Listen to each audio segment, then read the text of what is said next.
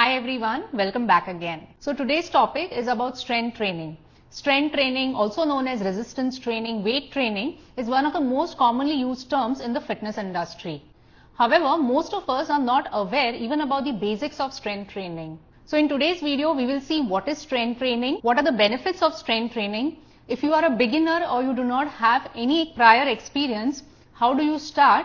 And also what are the mistakes that you should avoid while you do strength training. Now strength training basically means when you use some kind of resistance to contract your muscles. Strength training includes exercises which will contract your muscles. This is the reason it is also known as resistance training. Now this resistance could be either your body weight, it could be any external free weights, it could be machines at the gym, or it could be even resistance bands.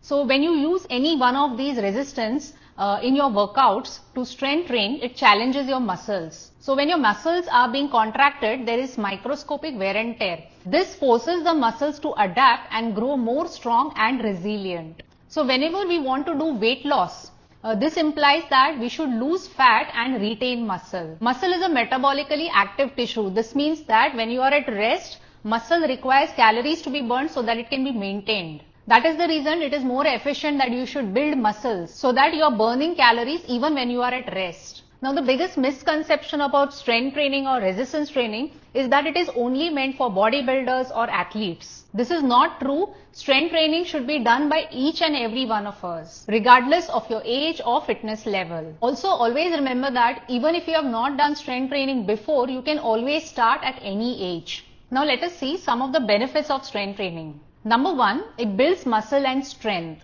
So when you start working out your muscles, what happens is that your muscles start becoming stronger and also they build up in size. Now this has a carryover effect in your day-to-day activities, thus making you more productive and efficient. Second is it improves bone density. So this improves your bone health, and over a period you get stronger bones. So as you age, this prevents osteoporosis and the risk of falls and fractures. Third is it boosts metabolism. Now as you start aging, down the line 40s and 50s, the one thing that happens is your metabolism slows down. Now a slow metabolism means you are burning less calories. So when you start building muscle, automatically body has to maintain that muscle, and to maintain that muscle it has to keep burning calories. As compared to fat, fat is inert. Now it does not require any maintenance. It will just sit there around in your body. Hence, it makes more sense that we start strength training. Number 4, it enhances your mobility and flexibility. Now, when you start including strength training exercises like squats, lunges and deadlifts, what happens is it improves your flexibility. Now, this directly will improve your balance and it will also improve your joint health. Number 5, it improves your mental health. Now, strength training is linked to improved mood, reduced anxiety. You have lesser mood swings. Now, this happens primarily because when you exercise, there is a release of endorphins in the body. Now, endorphins are the feel-good hormones. Thus, endorphins directly affect your mood. Number 6 is it supports your heart health. Now we think that only when we do cardio, that is the only time that our heart health will improve. Now cardio does improve heart health, but resistance training also helps to improve your cardiovascular health. It reduces your blood pressure, it improves your cholesterol levels and also keeps your blood sugar in check. As you can see, there are so many benefits of strength training. Now, usually men always are open to the idea of doing strength training, but I see that women, hesitate, starting to start strength training. Now, this is because they feel that if they do strength training, they start lifting weights, they will start becoming bulky and look more masculine. Now, this is not really, possible within a short span of time. Maybe I'll do a separate video where I will explain why it is more difficult for women to, gain muscle as compared to men. So in that video, I will discuss that you need not be scared that if you do strength training or resistance training, you will start looking very manly. In fact, women must incorporate strength training because especially after menopause, their bone density starts going down, their muscle mass decreases. And because now there is less estrogen in the body, it affects their heart health also. Now estrogen has a protective effect on the heart and hence women pre-menopause are less prone to risks of heart diseases. Now most of you all must be confused how to start, or where should I start my strength training journey. So let me give you some basic guidelines. So if you are a beginner, how can you include strength training into your workouts? The first thing you should remember is that you can start strength training at any age. It does not matter, whether you are in your 40s, 50s, 60s or even 70s and even beyond that. Now the only thing is that you have to take certain precautions if you are new to strength training and follow those guidelines and then gradually build on that. So the first thing is that if you are a beginner, always start with your own body weight. Now the biggest mistake people do is that they go directly and join a gym. Now they don't have any prior experience to strength training.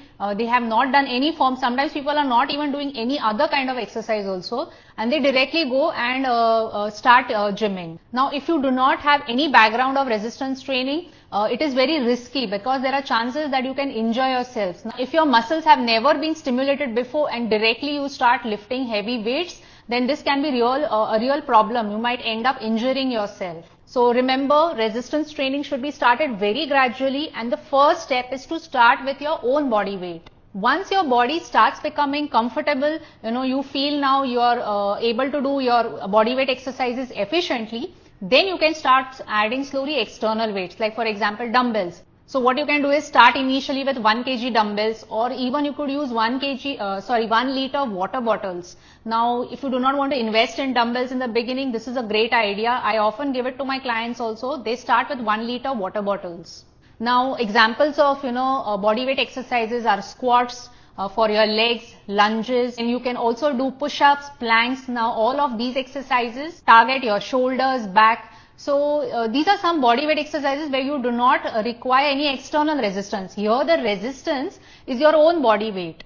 Second is to learn proper form. Now whenever you are starting any type of exercise, whether it is body weight exercises or you are using any free weights or machines at the gym, learn the proper form, learn how that exercise is done. How do you breathe while performing that exercise? See, your major aim should be to prevent injury and to maximize the results. Our aim should not be ego lifting. Now, ego lifting basically means, you are trying to lift much more heavier weights than you currently can do. So here the aim should be, as far as possible, see that you do not injure yourself. So if you are a beginner and you have started to include some strength training exercises, go and watch the proper form of those exercises on YouTube, or you can train yourself under a proper trainer. Ensure that you are doing all the exercises correctly. So focus on the form and the technique of those exercises. So here are some tips for good form. Number one is to keep your core engaged in every movement. Second is to avoid locking your joints. Third is to move slowly with control and focusing on muscle engagement. Fourth is to focus on your breathing. So generally the guideline followed is that you exhale while you lift the weight and you inhale while you release the weight. Third guideline is to use progressive overload. When you start doing exercises that you use your body weight and gradually now you start becoming comfortable with it, now the stimulus is not enough. Now your own body weight is not enough to see further more improvement. So here at this point now you will have to add external weights. So either you can add free weights, like dumbbells, kettlebells, or you could even try, now you can go and probably join a gym. Now if the intensity of the exercise is not increased, you continue doing exercises with only body weight, there will be stagnation, there could be a plateau. So you have to now increase the intensity. Either you increase the sets, reps, or you increase the weight, or you add on more weight. So how do you progressively overload? So first thing is, if you are doing body weight exercises, start including now free weights or any kind of machines where you now had more stimulus to the muscles.